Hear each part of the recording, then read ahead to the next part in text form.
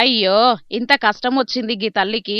బిడ్డెను నవమాసాలు మోసి, పురిటి నొప్పులు భరించి బిడ్డకు జన్మనిచ్చుడు తల్లికి చిన్న పనే అయితున్నది. కాని ఈ తల్లి ప్రసవం కోసం మారుమూల పల్లెకెంచి పట్నంలున్న దవాఖానకు తోల్కపోయేతందుకైతే ఈ అన్నలు మస్తు కష్టపడాల్సొచ్చింది. భద్రాద్రి కొత్తగూడెం జిల్లా చెర్ల మండలం బట్టిగూడెం కాడ నెలలు నిండిన గర్భిణికి నొప్పులొచ్చినాయట.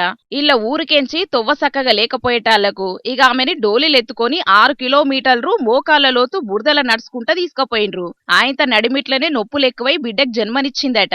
ఇక తల్లి బిడ్డను ఆన్నుంచి ఆటోలో తీసుకుపోతా అంటే నడిమిట్ల అంబులెన్స్ వచ్చేటాళ్లకు దాంట్లోనే సత్యనారాయణపురం కాడున్న సర్కార్ దవాఖానకు తీసుకుపోయిండ్రు. తల్లి బిడ్డనైతే క్షేమంగానే ఉన్నారు గాని ఈ కాలంలో కూడా అంబులెన్సులు పోని తొవ్వలు, సడకులు సక్కగలేని ఊళ్ళున్నాయంటే మన పాలకుల ఏలుబడి ఎంత మంచిగున్నదో గదనుల్లా.